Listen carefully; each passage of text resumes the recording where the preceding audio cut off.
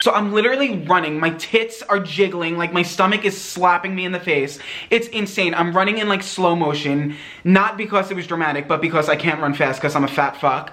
Hey guys, what is up? Or should I say goodbye guys, what is up? Because lately everyone thinks it's quirky to unsubscribe every time I post a video. Yeah, don't fucking do that, please. I'm aware I look like a fucking middle-aged lesbian on crack, but I feel like I'm kind of funny, so like stick around, maybe. Today I'm going to be talking about my experiences at the airport because I am traveling a lot this upcoming month, and I have traveled a lot in the past like 2 years. It is always a shit show when I travel. I don't understand. People just look at me and fucking hate me. I mean, that's a trend of my channel, really, but I don't get it. Like, it's just never smooth sailing for me. I am always that person whose backpack is checked. I'm always that person who's asked to step aside, but these are kind of like my most like intense stories that I'm going to be telling today. Ugh, I don't know. I literally just hate traveling so much. Does anyone else hate it? Like, I literally wish I could just like... That was me transporting and like trying to be creative. Oh my god. How do you do this YouTube thing? Am I right? Okay, so give this video a big thumbs up and subscribe. Don't unsubscribe. Subscribe. Anything else? I really don't know. But yeah, let's get right into the video. Okay, I guess we'll start out with the first video first. Okay, I guess we'll start out with the first... What? Okay, I guess we'll start out with the longest story first. We'll get that out of the way, and then we'll get into, like, the shorter, funny ones. This one is kind of just more fucking outrageous that it even happened to me. Virgin America, one, fuck you, and two... Yeah, no, just fuck you. Okay, so last summer, me and Taylor and Brittany were traveling to California because we were gonna, one, be on the Disney Channel, which... we wound up being able to, but not the point. And two, we were visiting Swoozie and Loie and Matt. We were flying Virgin America and we got to the airport on time. Everything was going so smoothly. It was honestly great. Couldn't wait to make my debut on the Disney Channel and finally be famous. And so whatever, we get to our flight on time. Everything's going great. We get on our flight. Smooth. Honestly, everything's great. We're sitting on the runway. We're sitting on the runway. We are sitting on the runway and nothing is happening. Like, we aren't going anywhere. More and more time kept on passing and nothing was happening. And before we knew it, we were on our flight for 3 hours, which is half the time it takes to travel from New York to LA. But we were still on the runway in New York. 3 hours is so long. They didn't put the TVs on. No one came around for drinks or food or anything. It was miserable. And that is just scratching the surface. Please keep listening. So they call us back to the gate because of like a delay or something. So we have to take like this weird awkward bus that had no seats to like some weird fucking room at the airport that isn't part of like the real airport. It literally was kind of like a basement with seats in it. It looked like a fucking dungeon. It felt like a dungeon. It was so strange. And they kept on telling us like we're gonna be boarding soon. So we were like, okay. And honestly, it didn't seem that bad because we were like, whatever, like we already sat on the plane, like nothing worse can happen and we're gonna be boarding soon. We'll just wait this out. We'll get on the plane. We'll be there in no time. I'll have my Patron. Thanks to Swoozie. It'll be great. But no, that's not what happened. And little did we know we were about to embark on a fucking homeless adventure living in the airport for the next however long. So they kept on saying, oh, we are so sorry for the delay. We will be boarding soon. Don't worry, we will be boarding soon. They said that for about 8 fucking long ass hours that we were sitting in this dungeon of a room, not even a Starbucks, not even a fucking vending machine, literally just seats. Were there enough seats? You guessed it, no. There was another flight that was like flying to San Francisco and they were kind of in the same boat as us. They were delayed and being held in this dungeon with us. And their flight actually got canceled and we were like, ooh, like, sorry, that sucks. That really sucks. I was expecting to be like waving to them, like, bye bitches, like I'm getting on my flight. I'll be in LA, like, have fun here. Karma obviously came back to bite me in the ass, but we'll get there. After the 8 hours of waiting, of them telling us, oh, you'll be getting on your flight soon, don't worry, they canceled our flight. Now I know what you're thinking, oh, it's just 8 hours, that's a normal workday. Oh my god, like, you're so ungrateful. But it was 2 hours of sitting at the airport, 3 hours of sitting on our plane, and then 8 hours of them telling us we'll be boarding soon, only for them to cancel our flight. And this is when karma comes right around and punches me in the face because the flight that was to San Francisco that got canceled was uncanceled, and those motherfuckers got on their flight and waved to us goodbye as they flew into the fucking promised land. As I was still sitting on the cold floor of LaGuardia Airport. I bet you think it ends there, but no. No, it doesn't. I live about 2 hours away from the airport, so like going home wasn't really an option. Because we already went through TSA, they were saying that if we left, it would have been like this weird process that we had to go through. Honestly, I don't remember, but take my word for it. It was like this weird thing. We were stuck in this room that wasn't even part of the actual airport, so we would need to take this bus back. But in order to do that, like, the airport would have to arrange that for us, because like it wasn't like there were shuttles, like no one was supposed to be in this weird dungeon of a room. They wound up compensating everyone with hotel rooms for the night, which was so sweet of them. Until I got to the front of the line. Of course, we were one of the last people in line because they called people up by name or whatever. And by the time we got to the front to be assigned to our lovely hotel room, they were out of hotel rooms. But don't worry, don't worry, don't worry, because they still gave me a $10 food voucher. $10 fucking dollars. Now, in case you've never been in an airport, a fucking napkin costs $10. Blinking in the wrong direction costs $10. So while all these other lovely people got hotel rooms, I got a $10 food voucher. Eventually, we asked them if we could go get food, and they sent like one of those buses over, and me and the twins went to like the real part of the airport. We wound up getting food, and the bill came to $95. So we applied our great $10 food voucher toward that and only had to pay $85 for fucking buffalo wings. Like, get out of here. And then we found a nice little place in the corner of the airport, which was literally surrounded by people. Like, I'm not even gonna make this funny. Not that like it's sad, like it is funny, but like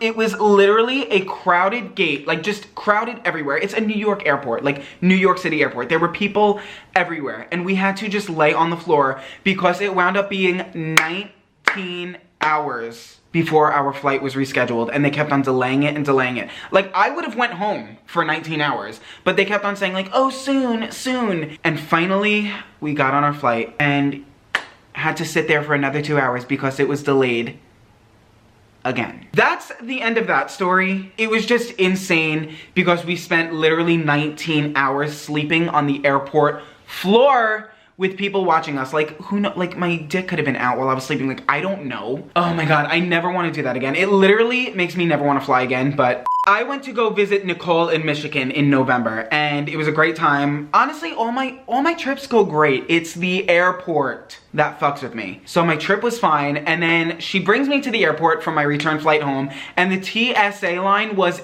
insanely long, like insane. So I'm waiting, and it's getting closer and closer to my flight, and I literally start sweating. Like, I'm stressed. I don't want to miss my flight. I had no money at that point, and I was like sweating. I could not afford to miss this flight. So I go to the front of the line, and I'm like, hey, like, this is my flight. It's getting really close to the time. Like, do you mind if I just like cut to the front of the line? And they were like, no, no, no, no. There's no need for that. You'll be fine. So I was like, okay. So I'm waiting in line, and it's getting closer and closer, and finally I get to the front of the line, and my flight stops boarding in literally 10 minutes. So I'm fucking ripping everything off. My shoes, my laptop, throwing it in the containers, like trying to go through TSA. Check me, like I'm fine, I'm a good person. But no, because like I said before, I get stopped every single time. They pull me to the side, they're going through my backpack, literally fucking like sniffing it, like rubbing it against their dick. Like, what are you doing? There's nothing in there. It's literally just my camera. Stop. And I'm telling them, like, my flight takes off soon. Like, please, like, I need to go. My flight stops boarding in literally 3 minutes. And of course, I am the last gate all the way down the hall, and airports are fucking huge. So I'm literally running, my tits are jiggling, like my stomach is slapping me in the face. It's insane. I'm running in like slow motion, not because it was dramatic, but because I can't run fast because I'm a fat fuck. I get to my gate, and as I'm getting there, they close the fucking door, and I run up to it, and I just start banging on it. Please just let me in, like, please, please, please. And they look at me through the little fucking square glass window, and they go, should have been here earlier. Oh my God, I was so mad. So I got stuck at that airport, and I was like, you know what? I will just use my money. I'll book another flight home. I don't want to be stuck here. I'll just spend the $250, whatever it is. There were no flights home until the next day. And it was 6 in the morning, and Nicole had already gone back to sleep, so she wasn't answering me.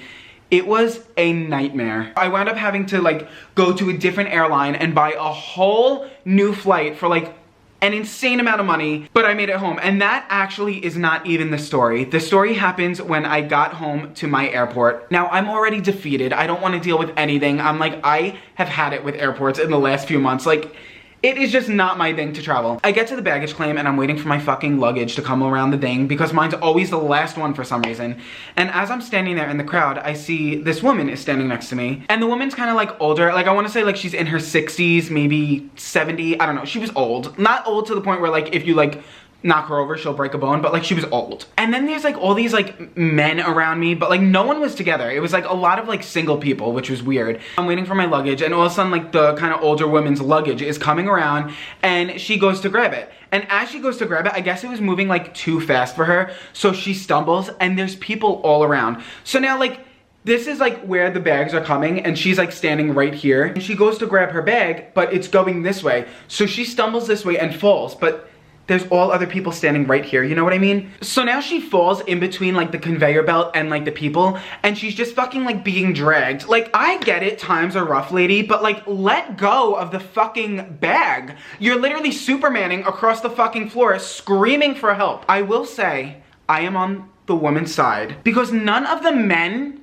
were helping her. Like she's literally being dragged and they're not even getting out of the way. Like they're smushing her in between the conveyor belt and like their shins, like their legs. And she's just being fucking dragged, screaming, asking for help. And no one is helping her. Am I gonna have to be like the fucking heroic savior here? So I was like, guess so, because none of these fucking useless men are helping her. So I jump in between everyone and I grab her bag and I rip it off the conveyor belt for her. And she's on the floor. So finally she gets up and she looks at me and she goes, like mad at me. And I was like, you know what, maybe she's just not mad at me, maybe she's just like agreeing with me, like wow, these men are fucking like useless. And all of a sudden I feel a fucking tap on my back and I turn around and it was this hipster fucking bitch. She had blonde hair and like these big ass glasses that she didn't need, and she taps me on the back. Number one, don't fucking touch me. Number two, she goes, you're a man and you should really be more aware of your surroundings. I'm sorry, I'm really fucking confused. I thought I'm the one who jumped in the crowd of fucking people to grab this woman off the floor who could have easily let go of her fucking bag. But whatever, the men weren't helping her, I will say that. But like, I'm the only one who helped. And this dumb ass bitch hipster is tapping me on the shoulder to tell me that I need to be more aware of my surroundings. And then the woman literally looks at the hipster and goes, thank you. I should have let the bitch get dragged by her bag because that's what she deserved. So to the useless man, fuck you. To the dumb bitch who's being dragged, fuck you. And to the hipster bitch, fuck you. Now I know what you're saying, like, oh my god, you're AndrewTMI. Like, you have such attitude. Why didn't you say anything back? I was so defeated from just missing my flight. I was so tired. Zach was waiting outside and I was like, you know what? It's not even worth the story time. But you know, here we are. We have a story time. I just threw it in with a few other stories and voila. Okay, the last one is actually so funny and I think it's gonna be the title of this video. Like, it's not clickbait. Like, just listen to the story. It's so fucking funny. Last month I went to Playlist Live with the twins and again, Playlist was great. The trip's always great. But on the way home, it's actually funny because I paid extra for the speedy TSA because like I'm done with TSA. I don't want to wait in the lines anymore. And so we paid extra for the speedy TSA. I think it was like $10 or $20 extra, no big deal. We get to the front and I unload all my shit, my backpack, my shoes, everything. Again, I guess I must look like a really bad fucking person because they take my backpack aside. And I'm honestly used to this. I told the twins, I was like, you know what's gonna happen because they always travel with me. They know it always happens to me. It's not a surprise. So I took my laptop out and I asked them if I should take my camera out or just leave it in there. And they were like, just leave it in there. Like, thank you for telling us. So I was like, okay, thank you. So I put my backpack through the thing and I walk through the thing where I have to put my arms up and like it scans me and like they see me naked and I'm mortified. I try to suck in, but it's whatever. Then like I see them like looking at the computer and they call someone else over and they're looking at the computer. So then someone comes over and they're like, hey, can you come with us? Which has never happened. Like, it's always just like, oh, like we're just checking and then like they send it through. But no, they never asked me to come with them. So I was like, okay. So I follow them and it's kind of in the same area, but also like kind of far. Like I had to walk with them to like this different area. They were like, oh, we just like saw something funny in your bag. And when I went with them, they said something along the lines of like, we see something that looks like an explosive in your bag. Now, that isn't exactly what they said. So like, don't come for me because I feel like the TSA wouldn't say like, oh, we see like an explosive in your bag. But in my head, that's what I remember it as. So it was something along the lines of that, but more like TSA appropriate, I guess. But it was basically like, we think you have a bomb. So I was like, okay, oh, it's probably my camera. Like I let them know. And they were like, no, we see the camera. It's something else. Now, literally all I had in there was a card game. It was literally this card game, just in this box. I also had like a sweatshirt in there, but like, obviously a sweatshirt doesn't look like a bomb. So they're going through my bag and like pulling shit out and I was like standing there like, And they finally get to this box. So he takes this out and he's like, what's in here? And I was like, oh, it's literally just a card game. Like, there's just cards in there. I don't know what could be in there. So he was like, are you sure? We see something that looks like whatever he said. I want to say explosive, but I just feel like it wasn't that. But, okay. And you can ask the twins what happened next. Like, literally ask them on Twitter, DM them on Instagram. They were there. This is just my luck, but this is what happened as he's talking to me and asking me what's in here. It starts fucking beeping like a bomb. So he starts screaming and he's like, what's in here? What is it? And I was like, I don't know. Now, like, all of a sudden I'm thinking, like, while I'm at playlist, someone planted a bomb in my bag. Like, and all of a sudden it starts beeping quicker, like getting quicker to the detonation. And they're like screaming, like, what's in here? What's in here? And I'm like, I don't know, I don't know. And now I want to run, but I feel like if I run, they're going to shoot me. But if I stay here, I'm going to get blown to fucking bits by this bomb that someone put in my box. Finally, he literally just ripped it open, and we saw that it was just a timer for this fucking game that I didn't know was in there.